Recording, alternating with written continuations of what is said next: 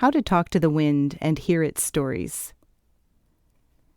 The air you're breathing is ancient. It's been here, moving around the world, longer than there have been people. Which means the air you're breathing right now is the very air that every human that has ever lived has breathed. Can you imagine how amazing the air must have smelled when there were no cars? Well, okay, before steam engines and trains and factories, before the Industrial Revolution, say 500 years ago, when there were only about 500 million people on the planet, when most of the earth was still covered by trees. Let's not worry about what the air smells like today. Let's consider how incredibly sweet it must have smelled in places where no people lived back then, in forests and across grasslands, where people were few and far between. Imagine you're a young child living in the long time ago, when everything was handmade. The only light at nighttime was from campfires or stars, and everything moved according to the sun's rising and setting and the seasons as they came and went. So here you are, standing on a beautiful green hill, and you can see forests and a river and rolling hills of trees and grassy places all around you. What would that air smell like? It would probably be soft and tangy with the scent of trees and earth and herbs. Now, imagine being able to smell a change in the weather and to know the moods of the wind. You could learn to catch the scent of all the places the wind had traveled that day. It would bring you stories, books upon books of stories for you to smell and feel and listen and know. It would carry the voices of those who spoke in it, their jokes and their chatter, their murmurs and their cries. Imagine a time when there were more animal voices than human ones for the wind to carry to you.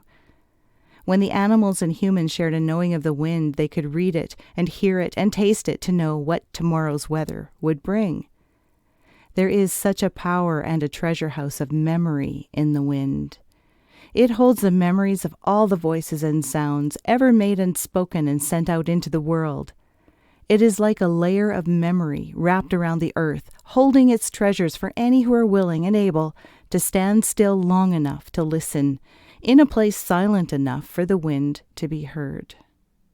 Imagine asking the wind to share its memories with you, especially the ones it's been keeping for you. What do you think might happen if you stood with a heart full of intention and joy and asked the wind to bring you the stories and memories it has been holding just for you?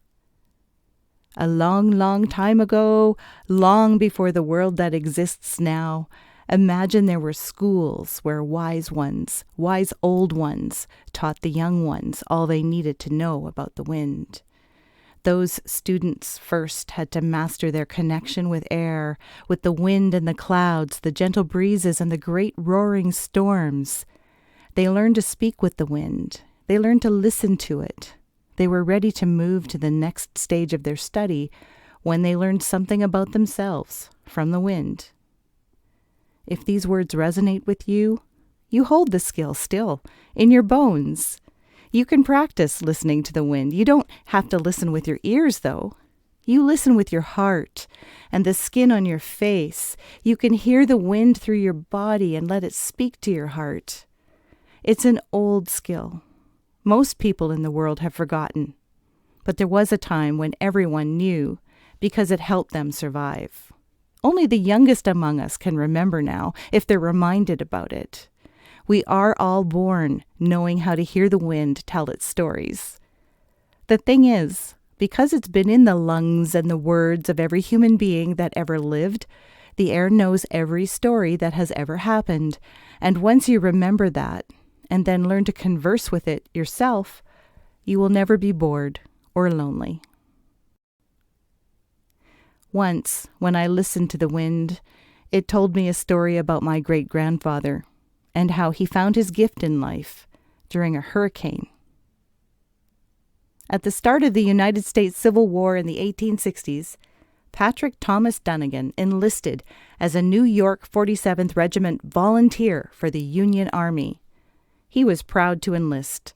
On that day in September 1861, He was surrounded by young men, lined up around the block, waiting to sign their names so they could fight for President Lincoln and be home for Christmas with money in their pockets. They had perfected their strategies and earned their stripes in the muddy streets of New York. There were 17 of them altogether, and they called themselves the Rogues. They had grown up together, fighting other street kids in the Five Points neighborhood, and they had already bled and fought for each other. The day they joined the army, they thought themselves brave and fearless. Their voices were loud and happy as they bragged about the things they had survived already. They had just enough of a high opinion of themselves to believe they would come through the war all together just the way they were on that day. There were speeches in the streets and parties in the halls, and all the talk was of fortunes and adventure. So that's how Patrick found himself a few weeks later boarding a ship at Annapolis with just a few weeks of training. His ship was part of a flotilla of 60 Union Army ships loaded with horses and men and guns. They were being sent down the coast to capture the port called Port Royal. A few days out, the wind picked up, strong enough to knock the caps off their heads, as Patrick and his friends stood on the deck of their ship watching the dark clouds roll in. They were surrounded by long trenches and growing hills of waves. They could see that they were headed toward a black wall of cloud and rain and even bigger waves in that churning Atlantic Ocean. The setting sun showed its best light all day as it sank below the clouds to put a glow on everything just before it sank into the horizon of the cold gray sea. In that moment, every surface was illuminated and the ship seemed to shine like gold. And it felt to Patrick as if the ship was floating, not on water, but on light. He had a feeling of warmth and well-being suddenly, a feeling of light-headed strangeness, and the next thing he knew, he felt as if he was rising up above the ship. It was like he was standing in two places at once, with his feet still firmly planted on the deck of the ship, but now he was also seeing the ship from a great height, and all the other ships around it besides. From that height he could see clear pathways through the mountains of waves, not only for the ship he was on, but for the others too. The pathways mapped lines of deep, clear blue etched in gold, shining on the water. And then he saw that some ships began to follow the paths that would keep them safe, winding through the valleys and canyons through the storm. He knew that some would falter, but most would somehow follow the right path forward to find their way. Patrick saw it like a pattern of light and harmony being woven into the chaos and the darkness, and he saw and he knew all of this in a heartbeat. One moment he was standing on the deck, and the next his head was in the clouds. And then the next moment after that, he was stumbling back on the deck again, and hands were reaching out to help him. His friends knew he would often have uncanny experiences. Even so, what happened to Patrick on the deck of that ship that day was new. Until then, he would have these minor moments of clarity, a feeling he should turn down a certain road or choose not to do something. And always his notions, as they were called, turned out to be right.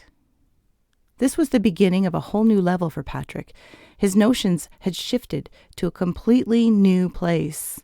His friends had seen him stop and get a particular kind of calm expression, even as he was responding to orders along with all the other soldiers as they were tying everything down. The storm was bearing down on them, and at the moment the sun was setting, it appeared below the clouds, and almost every other soldier on board looked up. His friends recognized that Patrick was in a kind of a trance, and they moved to shield him from the others. He stood that way for what seemed like ages, but was perhaps a full minute. Then the sun set, and they were all enveloped in a gloomy, thick pall. Patrick came to himself again, though he wavered and stumbled. His friends caught him to keep him from falling face first onto the deck. Looking into their faces as he stood on the deck of that ship in all its heaving, groaning glory, Patrick thought about the thousands of souls traveling into the jaws of the hurricane. "It's all right, lads," he said. Then the sergeant hollered, shouting for them to move their sorry backsides if they didn't want to get swept overboard. They scrambled to the places assigned to them in the hold, and Patrick told them not to worry. It's going to be a rough ride, but we'll come out all right, he told them. I've seen it. In the long years of the war ahead, Patrick remembered nothing that could compare to the howling vastness of that storm. All he could do was to surrender himself to the power of the elements, keeping that picture of a bright, streaming sunshine caressing the dark timber of the ship.